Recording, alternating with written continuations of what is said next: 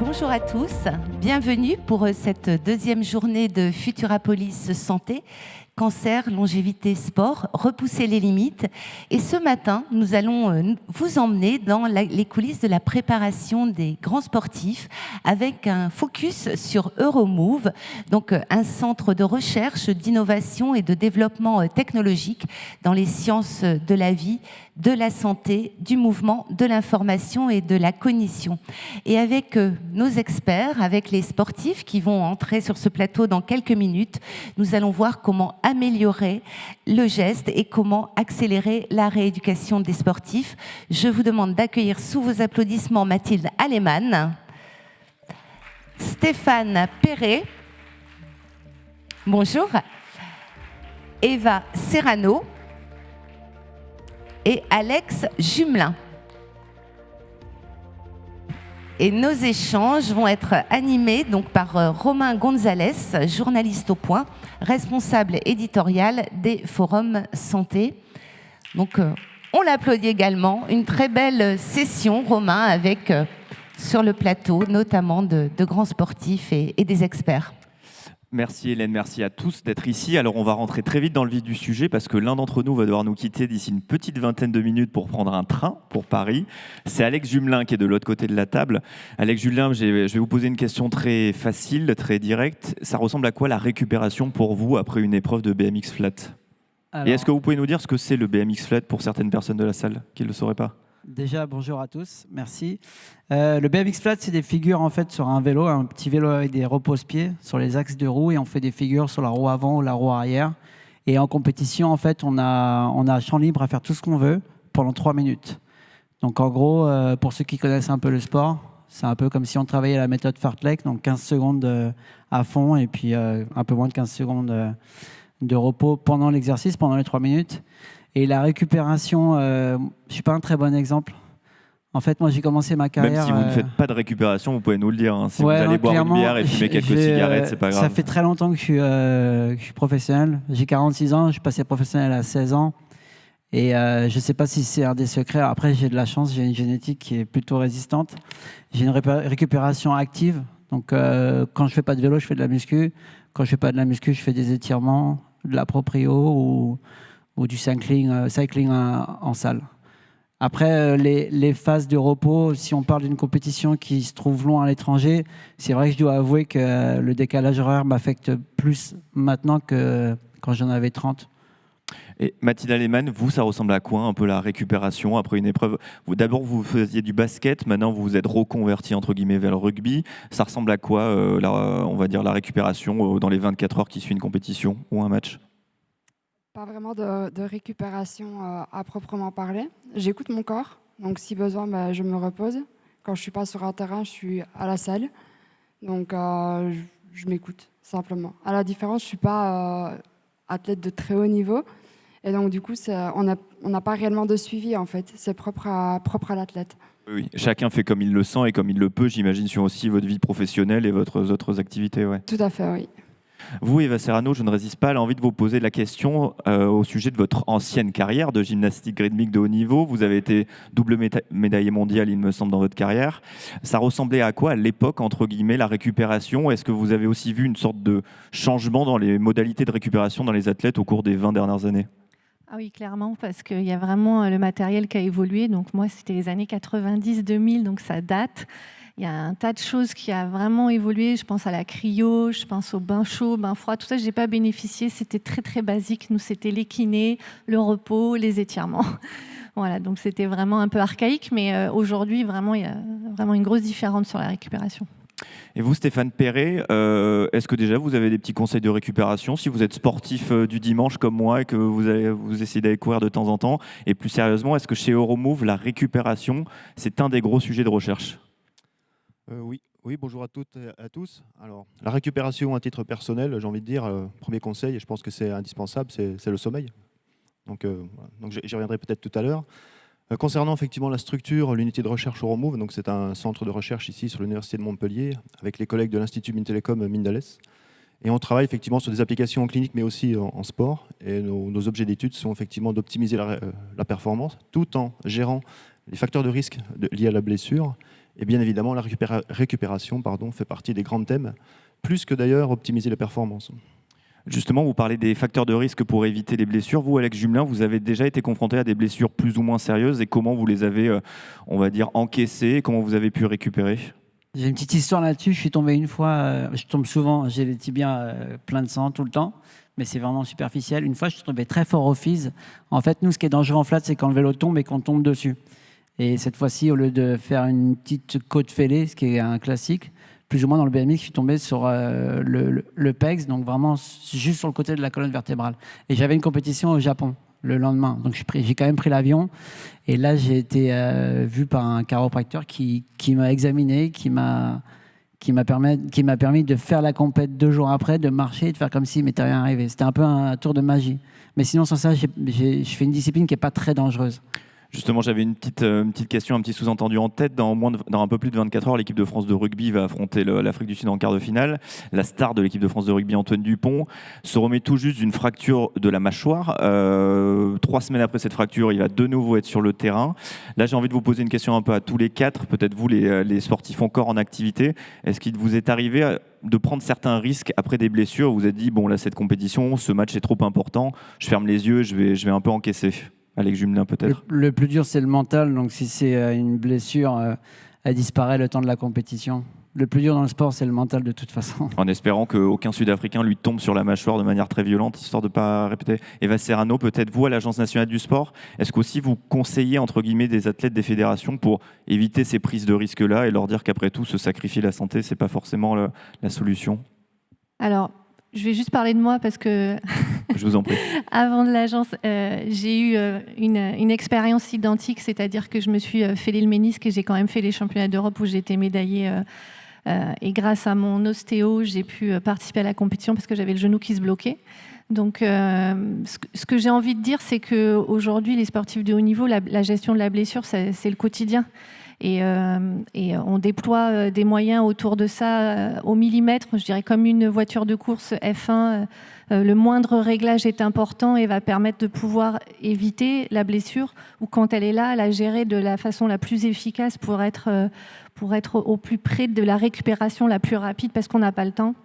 Dès qu'on s'arrête, on régresse, c'est la vérité. Donc, il ne faut pas trop s'arrêter, il faut trouver les moyens pour continuer à s'entraîner, mais en tenant évidemment compte de la blessure. Donc, c'est ça qu'on essaye de mettre en place. Oui. Et vous, Mathilde Lehmann, vous avez dû faire face à une blessure assez importante dans votre carrière de sportive à laquelle vous avez dû récupérer? Non, j'ai de la chance que non. Hormis des cloques au doigt, j'ai pas vraiment eu de grosses blessures. Si ce n'est que les chutes, ça fait mal sur le moment.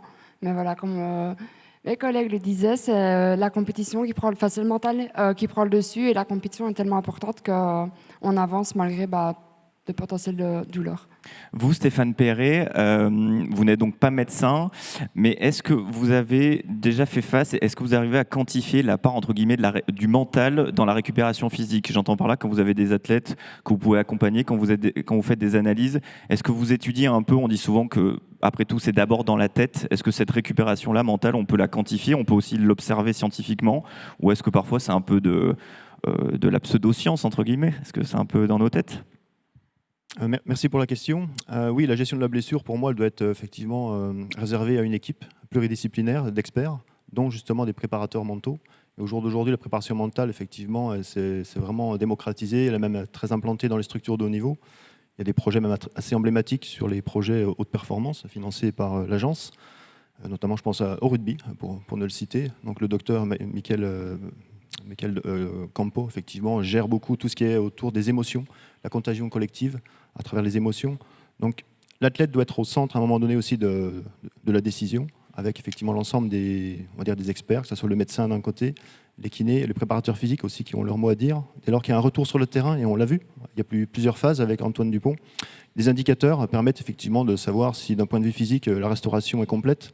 Probablement que oui, de par effectivement l'antériorité. Après, bien évidemment, c'est au niveau mental et l'athlète lui-même qui doit aussi décider in fine tout simplement de participer ou non au match dans sa globalité. On va voir d'ailleurs quelques petites vidéos de votre activité chez Euromove. Je pense qu'en régie, ils vont triturer 2-3 trucs pour nous les envoyer sur les écrans. En attendant, quelle est vous la part chez Euromove de recherche dans le domaine de la performance pure et dure, mais aussi dans le domaine, on va dire, de la santé, parce que je crois que savoir que vous travaillez sur ces deux volets. Oui, effectivement. Donc d'ailleurs, la vidéo qui est en cours. On les voit ici dans nos écrans. Ouais. La vidéo qui est en cours montre effectivement donc, une athlète ici donc, à son niveau, qui est équipée de différents capteurs tout simples que tout le monde peut avoir au jour d'aujourd'hui avec des outils connectés. Et ces études ont été effectivement mises en place pour voir l'impact d'un rythme, notamment le rythme apporté par la musique, directement sur votre manière de courir. Donc il y a différentes applications possibles dans le milieu clinique et dans le milieu sportif. Et d'ailleurs, vous avez un stand ici présent sur la société Beatles qui propose son dispositif BeatMove pour marcher en rythme à des fins de santé. Et dans le contexte de la performance, ce qui a pu être démontré par les collègues, dont le chercheur Loïc Dam est ici présent sur cet atelier, c'est tout simplement donc une possibilité de moduler votre fréquence, votre longueur de foulée, votre aisance effectivement à courir, donc une forme de bien-être. Donc on n'est pas dans l'idée d'augmenter, on va dire, strictement la vitesse, mais par contre votre économie au déplacement, ce qui est très important dans les épreuves de longue durée. Justement, vous, Alex Jumelin, sur cette question peut-être de la pratique avec de la musique dans vos oreilles, ça vous arrive? Est-ce que c'est quelque chose, on va dire, qui vous calme, qui augmente vos performances? Je vois que moi, en tant que sportif du dimanche, le fait de courir sans musique, c'est vraiment un calvaire. C'est quelque chose vraiment qui améliore, on va dire, l'aisance et aussi le bien-être. Là, je pense qu'on se rejoint tous ici dans cette salle. S'il n'y avait pas la musique, on aurait beaucoup de motivation en moins dans notre vie au quotidien. Et donc, pour nous, les sportifs, évidemment, quand on s'entraîne, moi, quand il y a un album d'un artiste que j'aime qui sort, ma session va être bonne, je le sais à l'avance. C'est pas forcément sur le rythme, d'ailleurs c'est hyper intéressant. C'est pas forcément sur le rythme que je fais du vélo, mais en tout cas, cette adrénaline de son, des BPM, nous donne vraiment envie de nous surpasser. Et vous, Eva Serrano, est-ce qu'à l'époque, dans les années 90, c'était quelque chose qui vous permettait de vous concentrer? La gymnastique rythmique, par définition, parfois vous avez un accompagnement musical, donc ça fait partie intégrante de la pratique, mais est-ce que vous voyez vraiment la différence? Est-ce que vous êtes déjà entraîné à pratiquer sans musique du tout? Vous vous êtes dit, mes performances sont assez catastrophiques. Ah oui, carrément, ça n'a rien à voir. En plus, nous, on a quand même le côté expressif, artistique qui est lié à la musique, donc c'est partie intégrante de la performance enfin, performer sans musique pour moi c'est une hérésie, donc c'est vraiment quelque chose qui porte, qui amène à se surpasser et qui permet complètement de performer en gymnastique rythmique, clairement.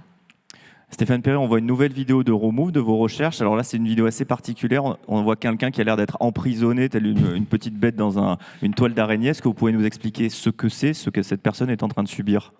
Oui, alors là, c'est effectivement un dispositif assez original, donc c'est ce qu'on appelle un tapis roulant volant. Donc bien évidemment, il y a tout des aspects liés à la sécurité par rapport à cette cage. Et vous êtes sur un tapis roulant, effectivement, dans un espace qui bouge. Donc ça, c'est l'œuvre de mon collègue, le professeur Benoît Bardy. L'objectif ici, c'est de moduler l'ensemble des sens, tout simplement d'affecter l'intégration sensorielle, de générer des émotions négatives, positives, de jouer aussi avec la réalité virtuelle, la réalité augmentée. Donc c'est des travaux qu'on développe à l'heure actuelle. Et l'avenir, en tout cas, je pense les futures perspectives dans le milieu, en tout cas du haut niveau, c'est aussi d'intégrer, d'implémenter ce genre de dispositif dans les séances d'entraînement pour optimiser encore certaines choses. Eva Serrano, à l'Agence nationale du sport, quand vous voyez ça, vous dites que ça va, la France, on est en bonne voie de la professionnalisation et de la scientifisation, pour le néologisme du sport, ou est-ce qu'on a encore un peu de retard sur certains pays qui sont réputés très très à la pointe, notamment les États-Unis, quand on voit les moyens dans les universités américaines pour les entraînements de certains jeunes athlètes, notamment en natation. On sait que Léon Marchand, la nouvelle star française de la natation, a dû entre guillemets s'exiler aux États-Unis pour augmenter ses performances. Comment on se situe en France, tout simplement ?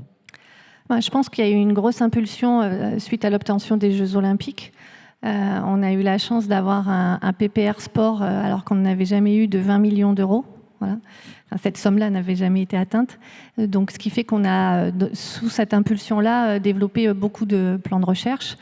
En tout cas, l'agence, c'est quelque chose qu'on impulse fortement, nous, puisqu'on a déployer des maisons régionales dans chaque région. Et il y a un axe spécifique avec un conseiller qui est chargé d'amener les fédérations à développer des outils autour de la data, autour de la recherche. Et on essaie de mettre en place des partenariats entre les labos de recherche et les fédérations pour que justement on soit développer là-dessus, mais en restant quand même très concret. C'est-à-dire, ce qu'on veut, c'est que les recherches répondent vraiment à des besoins spécifiques des entraîneurs et que ça apporte une réponse, et comme d'habitude dans le sport de haut niveau, rapide.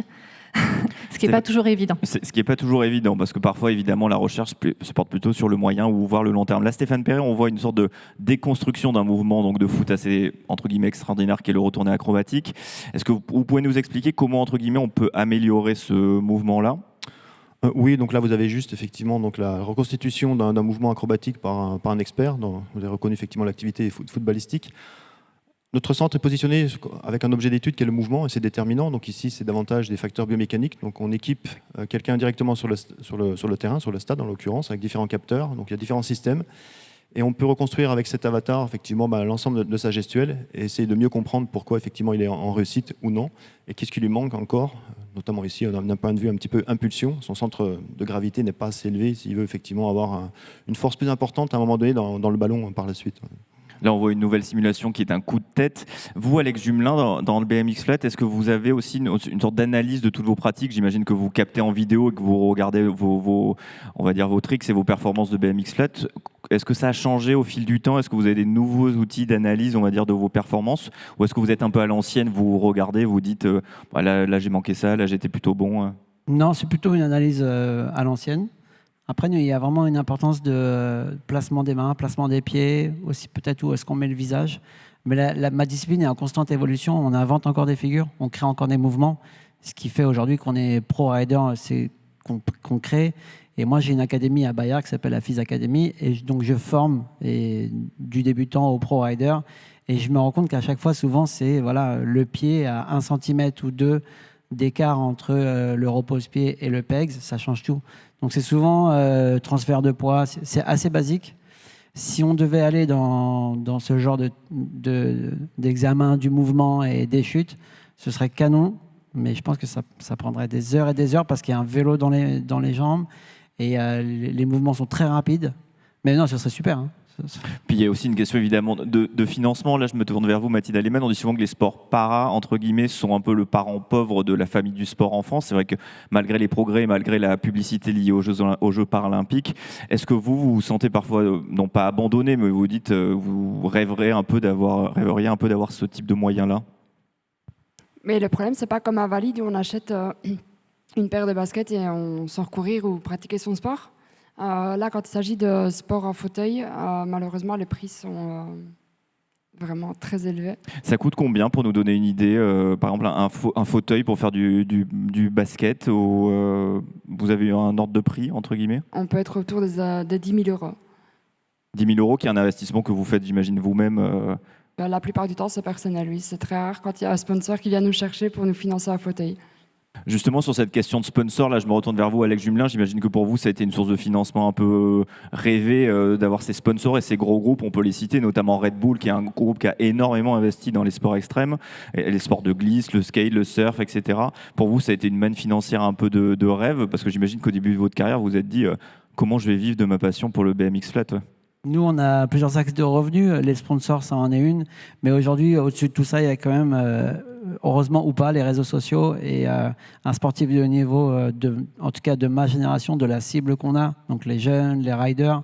Si on peut être le premier sur tous les podiums du monde, si on n'a pas 50, 60, 100 000 followers, la source de revenus, elle sera pas suffisante juste de gagner une compétition. En compétition, on peut gagner de 2 000 à 10 000 € par an. Donc, s'il n'y a pas des sponsors qui vous trouvent intéressant sur les réseaux, l'image, à quoi vous ressemblez, si vous ne faites pas rêver, Voilà, c'est plus compliqué que ça l'était, ou c'est juste à l'époque, moi à 16 ans, j'ai signé un gros contrat chez Adidas parce que c'était les nouveaux sports, j'allais au X Games, c'était canon. Là, ça suffit pas. En plus de ça, il faut être beau, bien habillé, avec des beaux tatouages, avoir des followers. Savoir communiquer aussi, j'imagine. Savoir s'exprimer, évidemment, si on ne sait pas s'exprimer. Avant que vous nous quittiez, est-ce que vous pouvez nous faire un petit bilan d'où en est tout simplement le BMX Flat? Parce que le BMX Flat arrive aux Jeux Olympiques de Paris dans un format un peu particulier, qui est celui d'un sport qui n'est pas en compétition officielle, pour parler comme le Festival de Cannes. Est-ce que vous pouvez nous dire ce que ça veut dire, ce que vous allez faire à Paris? Alors, le BMX Flat, en gros, il y a 2 pays qui poussent énormément, c'est la France et le Japon. En France, on a l'école ici à Bayargues où on développe de plus en plus de riders. Et au Japon aussi, la difficulté pour passer olympique, c'est la parité entre les garçons et les filles, les hommes et les femmes. On a une grosse lacune à ce niveau-là. En France, nous, de moins en moins. Moi, j'ai beaucoup de riders, des filles et des femmes même qui viennent à l'entraînement. Pareil au Japon. Mais à l'échelle du monde, le CIO et l'UCI a rendu un rapport qui disait la discipline est canon, elle serait cool à mettre au JO, mais il n'y aurait pas assez de filles qui représentent assez de nations.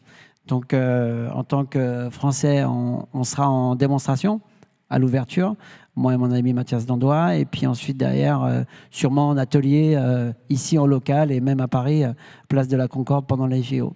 Parce que, pour que tout le monde le sache bien, il y a quand même, maintenant à Paris, il y aura 2 sports liés au BMX en pratique, pour le coup officiels et médaillables. Oui, il y a le BMX Race, donc ça c'est sur les pistes, on fait des bosses, et puis là il y a un chrono, un départ, une arrivée, donc assez basique à comprendre. Et puis il y a le BMX Park qui était déjà à Tokyo, mais dans une version un petit peu légère. Là, c'est une grosse version du BMX Park avec plus de riders, et on a une belle chance de médaille avec Anthony Jean-Jean qui est d'Occitanie, qui est de Sérignan, et donc on croise les doigts tous d'ailleurs en taux.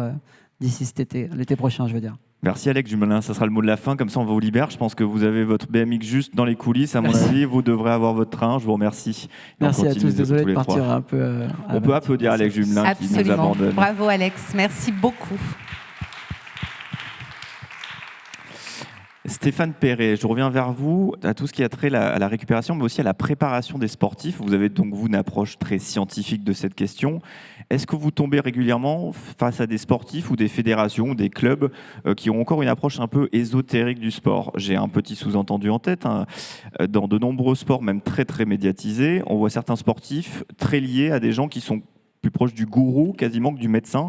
Un exemple très connu, c'est Novak Djokovic, qui est entouré par toute une équipe de préparation physique qui l'a poussé à ne plus manger de gluten, à avoir des stratégies de récupération très très spécifiques, pour ne pas dire un peu pseudo-scientifiques. Des footballeurs comme Karim Benzema, des nageurs comme Michael Phelps ont recours au cupping, qui est donc cette sorte de ventouse qu'on applique sur le corps, qui n'a que peu de preuves scientifiques d'efficacité. Est-ce que vous êtes un peu effrayé par ça? Vous vous dites qu'il y a au fond beaucoup de boulot? Ou est-ce que vous comprenez aussi que des sportifs aient leur petite manie, tout simplement? Vaste question. Vaste question. Ouais. Tout à fait. Non, je pense qu'il faut aussi regarder ce qui se passe effectivement aussi sur le terrain sportif, et les sportifs de haut niveau se connaissent très très bien. Je crois que ça a été situé tout à l'heure. Donc il faut aussi écouter un petit peu leur message corporel et aussi s'entourer d'experts. Parce que je pense que c'est pas que des gourous, notamment vis-à-vis de certains tennisman. C'est même vraiment des experts. Donc il y a sans doute des choses à considérer, et c'est très individualisé. Donc après, le généraliser, ça reste un petit peu délicat. Et l'objectif effectivement de nos études, c'est d'essayer de donner effectivement un message comme quoi les effets peuvent être modestes ou effectivement beaucoup plus élevés. Et sur les stratégies par ventouse qu'on appelle le cupping, effectivement pour l'instant on manque de recul suffisant sur des essais cliniques. On est là nous en accompagnement scientifique. Après effectivement les gens l'exploitent ou non ce genre de technique. Mais dans les méthodes de récupération, une fois encore, la méthode de récupération, à mon avis, en premier lieu, qui doit figurer tout en haut du tableau, c'est le sommeil. Et les travaux de Mathieu Nedelec à l'INSEP récemment le montrent très très bien. Derrière la nutrition, aussi un autre sujet très très important, a enfin été pris en compte dans beaucoup d'activités physiques et sportives. Et puis après, vous avez différentes techniques effectivement qui peuvent arriver. On peut citer l'alternance bain chaud, bain froid, la cryothérapie, etc. Et ça, il reste quand même encore beaucoup de travaux pour avoir des généralités. On voit d'ailleurs que la cryothérapie en ce moment, c'est un peu la technique de récupération à la mode. Voilà, si on observe et si on regarde des vidéos de coulisses dans des grands clubs ou des grandes nations sportives, on voit qu'après chaque match, tout le monde a droit à son bain glacé, notamment en rugby. On voit qu'ils ont une sorte de capsule de cryothérapie individualisée. Vous, Eva Serrano, c'est une pratique assez récurrente, on va dire, auprès des partenaires que vous suivez à l'Agence nationale du sport? Alors, ça évolue. Je ne sais pas si vous avez entendu parler du Game Ready, mais on en met partout dans tous les établissements. Tout le monde en veut, toutes les fédérations. Donc, c'est des... Oui, vous pouvez expliquer pour le public peut-être. Ouais. C'est des chaussettes qui, pareil, ont un peu les mêmes effets que chaud-froid, etc. Et on a aussi l'Halter-G qui permet aussi de courir en étant soulevé pour ne pas avoir d'impact au niveau des chevilles, des membres inférieurs. Et du coup, c'est pour la récupération, pour les retours de blessures, c'est des choses qui sont très utilisées aussi. Après, les pratiques extrêmes, je pense qu'on ne peut pas les enlever, mais on a des garde-fous qui permettent de garder. Nous, on a nos réseaux en interne, sur tout le niveau national, en lien avec l'INSEP. On travaille là-dessus pour avoir des gens qui sont référencés, qui travaillent avec les fédérations, qui ont une expérience, qui sont un peu cadrés avec un certain nombre de diplômes, etc., qui permet de dire ces gens-là, on peut y aller, c'est quand même assez sécure. Mais on ne peut pas... Voilà. Oui, on ne peut pas contrôler la pratique de récupération de l'ensemble des sportifs. Voilà. Vous, Mathilde Aleman, est-ce que dans le domaine de la récupération, mais aussi de la préparation, vous avez vos petits trucs ou vos petites habitudes qui ne sont pas forcément très scientifiques, ou est-ce que vous allez voir Alex Jumelin parler de son chiropracteur. La chiropraxie, c'est quelque chose d'assez critiqué par certains scientifiques, notamment certains kinésithérapeutes. Il n'est plus là pour se défendre, donc malheureusement, il est dans son train. Mais est-ce que vous faites appel parfois à plutôt à des gens qui sont du domaine des médecines douces, on va dire ça comme ça, pour vous préparer? De temps en temps, une petite séance de CE ou chez le kiné, ça fait jamais de tort, parce que le sport en fauteuil, le dos, il prend quand même pas mal. Sinon, au niveau de ma nutrition, mais je me gère seule. Essayer de consommer un maximum de protéines pour la masse musculaire, etc. Mais sinon, rien de particulier. Stéphane Perret, les conseils de nutrition un peu basiques, ce sont lesquels pour des sportifs pas forcément de haut niveau? Là, on va parler plutôt au grand public, des gens qui courent de temps en temps une demi-heure, une heure. Juste revenir sur le point précédent, il faut bien évaluer la balance bénéfice-risque sur toutes ces méthodes dites d'optimisation de récupération. Il ne faut pas qu'il y ait d'effets indésirables en fait. C'est un peu le problème de la cryothérapie à haute dose. Pour la question sur la nutrition, je pense qu'il y a des habitudes qui se sont perdues, de par l'évolution de notre société, etc. Même les sportifs de haut niveau manquaient un peu de cadrage. Donc maintenant, il n'est pas rare de voir effectivement des nutritionnistes avec des plans personnalisés. Il suffit de regarder, je sais pas, les grandes épreuves comme le Tour de France récemment. Donc l'apport calorique, il est énorme sur certaines épreuves. Donc il faut effectivement composer jour par jour. Et toutes les équipes sont accompagnées maintenant de manière très très fine.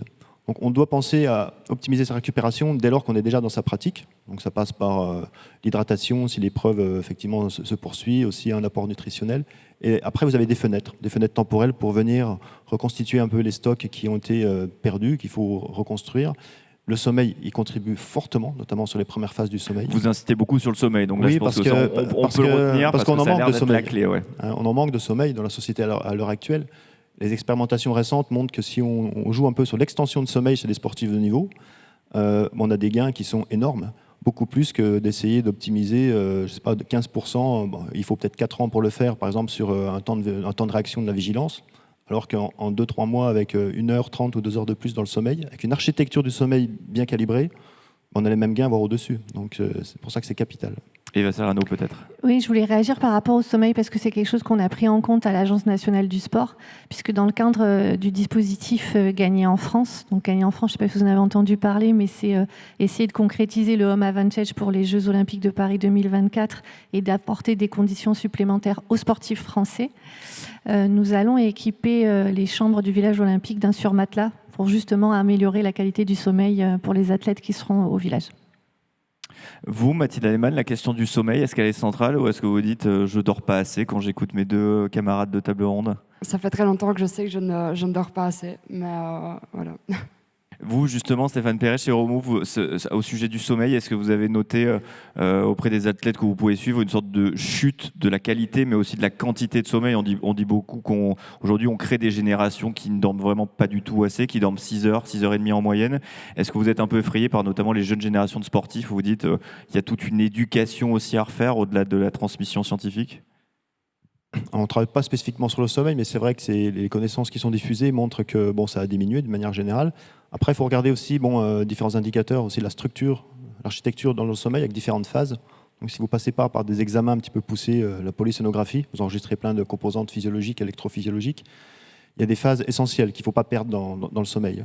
Et notamment après les micro-éveils aussi peuvent témoigner à un moment donné de certaines choses. Donc il y a vraiment des moyens, des indicateurs très très simples, même avec des outils connectés qu'on peut porter tout simplement donc, au poignet pour évaluer, apprécier un petit peu cette qualité au-delà de simplement le volume. Donc des grands tennisman qu'on connaît qui ont pris leur retraite affichaient très clairement qu'ils avaient besoin de 10 ou 11 heures de sommeil. Federer notamment, c'était très clair. Et Arnaud. Oui, il y a des études qui ont montré que, évidemment, la lumière bleue était néfaste sur la qualité du sommeil. On n'en a pas parlé, mais c'est quelque chose sur lequel on essaie d'éduquer les sportifs. J'imagine qu'il y a du boulot peut-être avec Mais les c'est plus très jeunes, compliqué. entre guillemets, mais j'imagine que là, pour le coup, il y a un énorme travail de formation et aussi, entre guillemets, d'éducation, parce que quand on observe toutes ces vidéos tournées dans les coulisses, même de grands clubs et de grandes fédérations, on voit que la plupart des joueurs sont vissés à leur téléphone dans toutes les phases de récupération, de transport. Là, j'imagine qu'il y a vraiment un travail assez complexe peut-être à mener. Eva Cerno, peut-être auprès des athlètes que vous suivez. Oui, on essaie. En fait, c'est bien de justement rapprocher les études scientifiques et de leur montrer que c'est vraiment des choses qui sont concrètes et sur lesquelles ils peuvent agir par rapport à leur performance. Parce qu'on sait très bien que quand on récupère moins bien, on est moins bon, on est moins performant et tout a un impact. Donc effectivement, leur faire prendre conscience régulièrement à travers des ateliers. C'est vrai qu'on intervient beaucoup sur ça au niveau régional, mais aussi avec les fédérations. Stéphane Perret, vous évoquiez le sujet du Tour de France et notamment de ces pratiques très consommatrices en calories, vraiment ces exercices extrêmes. Dans le domaine du vélo et du Tour de France, la question de la nutrition arrive de plus en plus au centre des discussions et parfois au centre des débats. Encore une fois, j'ai une petite idée derrière la tête. L'équipe ultra dominatrice dans le vélo actuellement s'appelle la Jumbo-Visma, qui est une sorte d'armada énorme des plus grands cyclistes mondiaux, qui montre et qui met en avant des performances qui font douter certaines personnes. Là, on peut parler directement d'accusations de dopage pour certains. La réponse de la Jumbo-Visma, c'est de dire qu'ils ont 10-15 ans d'avance sur les techniques de nutrition. Voilà, ça a été un peu la grande réponse pendant tout le Tour de France. Vous en pensez quoi? Je ne vous demande pas de vous positionner sur le pseudo-dopage de la Jumbo-Visma, mais plus sur le fait que certains grands clubs, certaines grandes organisations très financées puissent être très en avance. C'est ce que vous dites. Après tout, certains ont tout compris et que nous, on a encore du boulot. Je pense qu'ils ont... Alors, tout est secret, bien évidemment, mais 10-15 années d'avance, je ne sais pas, mais de l'avance, oui, c'est certain. Il n'y a pas que dans ce milieu. Donc, il y a des structures, effectivement, des clubs privés qui mettent des gros moyens. Et dans le cyclisme, on en a vu souvent venir d'ailleurs de l'Angleterre. Et oui, c'est sûr qu'ils optimisent tout, pas que la nutrition. Donc, il y a différents facteurs et ça joue à pas grand-chose. Au-delà d'aller rechercher, effectivement, des cyclistes élites compétents, il y a bien évidemment tout un aspect environnant qui est favorable. Donc la nutrition en fait partie. Après, les éléments qui constituent ce qu'ils peuvent ingérer, ça c'est autre chose. Mais je suis assez d'accord sur le fait qu'il y a effectivement du retard et de l'avance dans certaines structures. Vous, Eva Serrano, comment vous arrivez à vous inspirer, entre guillemets, des grandes structures qui gagnent? Parce qu'on voit que dans le cas de la Jumbo-Visma, c'est quasiment un secret d'État. Personne n'a accès à l'équipe. Même dans le cadre de la série Netflix qui a été diffusée sur le Tour de France, on voit une équipe qui gère totalement sa communication. À aucun moment on est vraiment dans les alcôves, les secrets de l'équipe. Comment vous arrivez, entre guillemets, à piquer, à voler un peu les meilleures idées de ce qui se fait aussi parfois dans le privé, là où il y a des gros financements? Moi, je pense qu'on a des garde-fous un peu partout pour rester en alerte de ce qui se fait. Après, l'agence, on ne se met pas à la place des fédérations, donc c'est quand même des choses qui sont prises en partie analysées par les experts de chaque fédération, de rester en alerte sur toute la concurrence internationale et de rester... Mais par contre, on a des retours de ces analyses, effectivement, pour nous dire, attention, il faut qu'on évolue et nous, il faut qu'on mette les moyens pour les aider et les accompagner là-dessus, clairement. Et vous, Mathilda Lehmann, comment vous faites, entre guillemets, pour vous renseigner au sujet de ce qui se fait peut-être de mieux dans le sport, dans la préparation? Est-ce que vous regardez des vidéos YouTube? Enfin, quel est le moyen de communication le plus facile, entre guillemets, pour vous? Effectivement, les réseaux, c'est une bonne source, mais on discute aussi énormément avec les collègues pour voir ce qu'ils font, que ce soit récupération et tout ça. Et ouais, c'est au niveau de la communication, mais vraiment dans notre activité, quoi. Parce que justement, est-ce que vous, Eva Serrano, c'est un des enjeux de l'Agence nationale du sport aussi de faciliter la transmission d'informations? Parce qu'on voit que certains athlètes sont un peu, pas démunis, mais sont très isolés, s'entraînent de leur côté. Donc j'imagine qu'il y a vraiment un enjeu tout simplement de communication. Ouais, carrément, je crois que c'est un des gros enjeux de l'agence, c'est de faciliter le transfert d'informations dans tous ces domaines. Et justement, c'est bien parce qu'on a pris en considération le fait qu'il y avait des sportifs qui travaillaient de façon isolée et qu'il fallait qu'on les accompagne plus. Pas plus tard que la semaine dernière, on m'a fait part d'un athlète qui s'entraînait tout seul parce que sa vie perso l'amenait à aller dans plein d'endroits et se préparer tout seul. Et nous, on doit rester vigilants et apporter des moyens supplémentaires. C'est toute la plus-value des maisons régionales de la performance, d'aller sur le terrain, voir les athlètes qui travaillent de façon isolée et d'apporter des moyens supplémentaires. Donc là, pour l'exemple, on a apporté un préparateur physique pour qu'il soit accompagné dans sa préparation physique, qu'elle soit plus efficace et plus performante pour les Jeux, puisque cet athlète se prépare pour gagner des médailles à Paris. On a parlé de récupération, on a parlé aussi de préparation. Là, je ne résiste pas à l'envie de vous parler de préparation mentale. Vaste sujet parce que ces contours sont assez flous. Dans le cas de grands sports, même des sports, on va dire, qui génèrent beaucoup d'argent, qui brassent beaucoup d'argent, on voit parfois des pratiques assez originales de préparation mentale. Moi, j'ai en tête l'équipe de France de rugby qui, en 2007, s'est dit que lire la lettre de Guy Môquet, ce grand résistant fusillé, était une bonne idée avant d'ouvrir sa Coupe du Monde de rugby. Résultat, on avait perdu le match d'ouverture contre l'Argentine. À l'époque, c'était Bernard Laporte qui était sélectionneur de l'équipe de France avant de devenir secrétaire d'État. Est-ce que vous, Stéphane Perret, la préparation mentale, c'est quelque chose que vous étudiez et aussi comment vous l'abordez? Parce qu'au fond, là, on est face à parfois, on a une absence d'indicateurs qui est assez claire. Alors, l'unité de recherche que j'ai la chance de diriger, effectivement, a des experts dans la préparation mentale avec des diplômes de formation de master. Je le disais tout à l'heure, sur le rugby, il y a eu, de par la cellule de performance, qui est en avance depuis des années, a effectivement initié il y a 5-6 ans effectivement, une orientation très très forte sur la préparation mentale, et notamment dans le contexte du sport collectif. Donc c'est un financement PPR, haute performance, qui a été orienté, et on est sur le fait effectivement de faire face à des situations pour éviter la craquante. Donc on est sur la gestion des émotions collectives. C'est très difficile par rapport à des émotions individuelles, où on était sur des phases d'entretien avec les préparateurs mentaux. Mais le collègue, donc Michael Campo, arrive effectivement, et en tout cas on lui souhaite effectivement la réussite, mais on s'aperçoit qu'il y a eu des vrais effets positifs. Il y a aussi la possibilité, alors c'est un projet interdisciplinaire, on a les mesures aussi par vidéo, par caméra, pour apprécier le stress, différents mouvements. Donc il y a eu un vrai engouement. Ça, c'est l'exemple de la Fédération française de rugby à l'heure actuelle, avec un financement dédié. Après, ça reste encore un peu timide, mais il y a des diplômes, des formations qui sont maintenant, on va dire, qui sont bien considérées. Vous parliez de gourou tout à l'heure. Je pense que l'obstacle principal, ça va être ça, c'est de reconnaître effectivement ce qui est viable et de ce qui ne l'est pas dans ce genre de formation. Et beaucoup plus que dans d'autres domaines comme la préparation physique. Je crois savoir que vous aviez étudié, vous, la préparation au fait de tirer un penalty dans le football. Comment on se prépare mentalement et peut-être physiquement, techniquement à le tirer? Parce que là encore, j'ai quelque chose en tête. Je me souviens qu'après la défaite en finale de la Coupe du Monde de football, Didier Deschamps, le sélectionneur, avait dit « Les penaltys, c'est une loterie. Après tout, on a perdu, mais on a lancé la pièce, on avait une chance sur 2 de gagner. » Ce qui a fait quand même pas mal réagir, parce que beaucoup de gens disent qu'à ce niveau de professionnalisme, les pénaltys, c'est tout sauf une loterie, c'est de la technique et de la préparation mentale. Est-ce que vous êtes d'accord avec ça? Assez d'accord sur le fait que ça doit se préparer. Je pense que maintenant, les équipes de haut niveau sont tellement proches que cette phase effectivement, de pénalty, de par le règlement, doit être préparée à sa juste valeur. Oui, effectivement, les derniers travaux apportés par les neurosciences, c'est très, très intégratif. Donc, la possibilité de venir capturer l'imagerie cérébrale, donc les zones d'activité effectivement cérébrale défaillante lors d'un tir à penalty, atteste que on peut effectivement davantage exploiter, gérer le stress, le niveau d'anxiété. Et les dernières études ont pu différencier effectivement les bons, les mauvais tireurs, ceux qui étaient en échec ou non. Après, voilà, faut pouvoir exploiter cette information, notamment c'est le préparateur mental qui doit après proposer des séances en adéquation.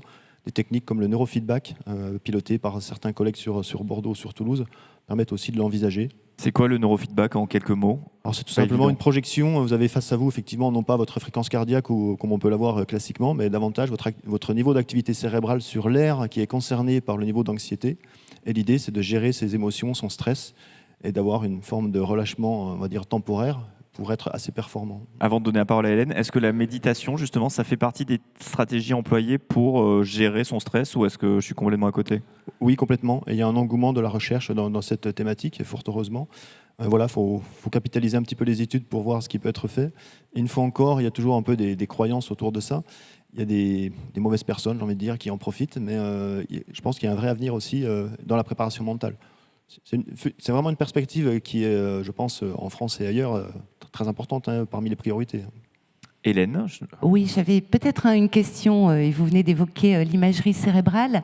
Il y a de plus en plus de fédérations, enfin, en tout cas je pense le rugby, la boxe, le football, qui s'intéressent aux chocs sur la tête et aux répercussions que ça peut avoir sur le cerveau. Est-ce que là, ça fait aussi partie peut-être des sujets d'études à venir? Je pense aussi à l'international français, Éric Carrière, qui, après avoir fait beaucoup de jeux de tête, s'est inscrit dans un protocole pour voir dans quel état était son cerveau. Et on voit qu'au rugby, la question des commotions cérébrales fait beaucoup parler. On voit certaines équipes dans les années 90, des gens qui commencent, entre guillemets, à être victimes de troubles de la vieillesse, alors qu'ils ont 40, de troubles cognitifs très très lourds, voire de décès pour des équipes comme l'Afrique du Sud. Est-ce que c'est un sujet d'étude assez fort en France ? Oui, ça le devient, enfin, parce qu'effectivement, le continent nord-américain, de par leur football bien spécifique, effectivement, il y a eu des vraies études longitudinales, donc justement pendant plus de 40 à 50 ans, et c'est très inquiétant. Alors, c'est le football américain, mais si on prend chaque activité, le rugby a mis en place effectivement différentes stratégies, et je pense que ça va dans le bon sens. Mais mon collègue, le docteur Marc Julia, effectivement, sur l'équipe de Perpignan, met en place pas mal d'indicateurs autour de ces facteurs cognitifs qui peuvent être dégradés. Et il y a des techniques autour de ça. Mais le foot, bien évidemment, vous en parlez avec des mouvements répétés de la tête. Je pense qu'il faut vraiment s'en soucier. Et on a maintenant aussi des connecteurs, des capteurs directement on va dire, au niveau de la tête pour apprécier ces différents chocs. Et on parlait de BMX tout à l'heure. On a eu l'occasion de mesurer sur le FIS de cette année, effectivement. Le FIS, c'est le festival de sport extrême de la région, pour ceux qui ne sont pas d'ici. C'était une épreuve de Coupe du Monde. On a eu la chance, effectivement, sur les demi-finales, d'apprécier un petit peu les différents chocs sur les épreuves en rampe.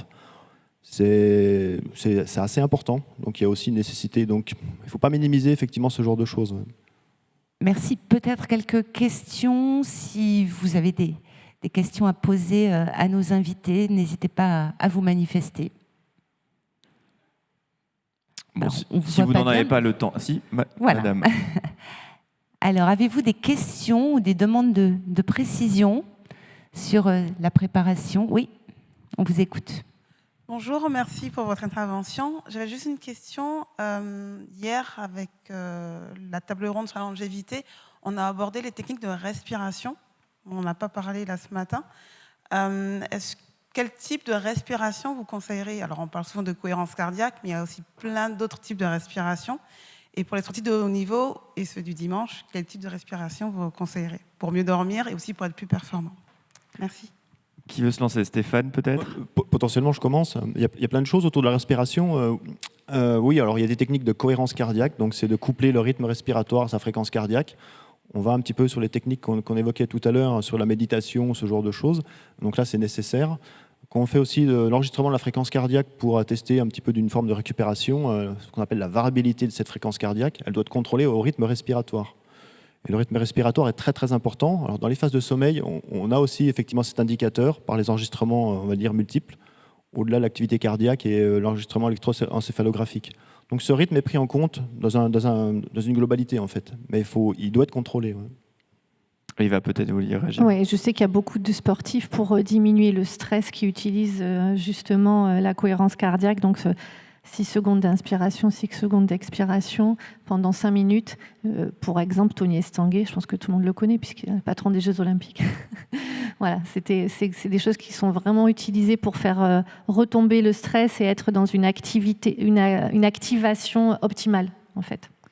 Il y avait une question au premier balcon, pas évident parce que nous n'avons pas de passage de micro, mais je vous laisse la lancer, on va essayer de la traduire.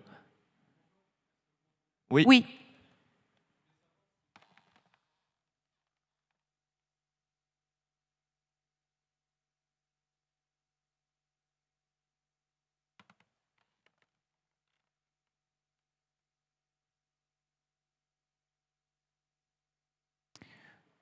Je vais répéter la question du monsieur. Elle a trait à on va dire, à la réalité virtuelle aujourd'hui. Est-ce qu'elle est prise en compte dans la préparation des sportifs et est-ce qu'elle a un impact sur cette préparation?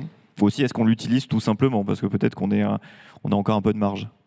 Je peux commencer. Oui, en fait, ça s'introduit de plus en plus et notamment dans le travail de visualisation.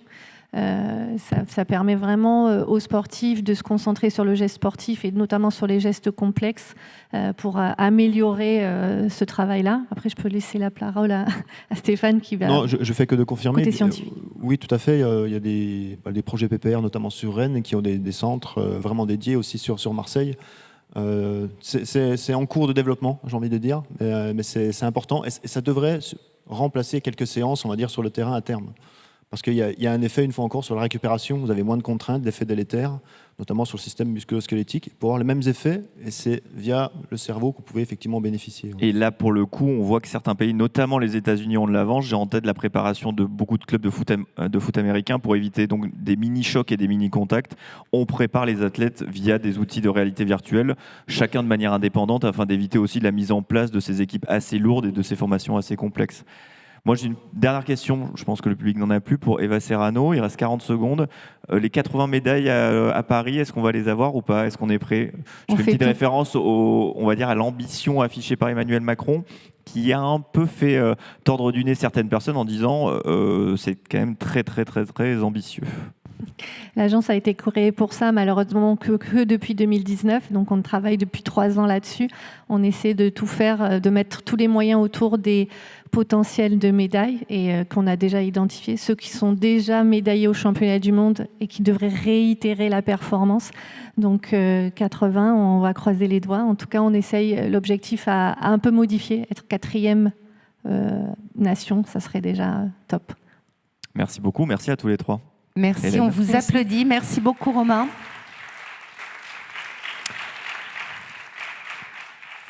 Et donc, on se retrouve dans quelques minutes pour parler d'innovation avec un premier bilan donc, de France 2030. Et nous aurons le grand honneur donc, de recevoir Bruno Bonnel, secrétaire général pour l'investissement. Donc, à tout de suite. Merci beaucoup.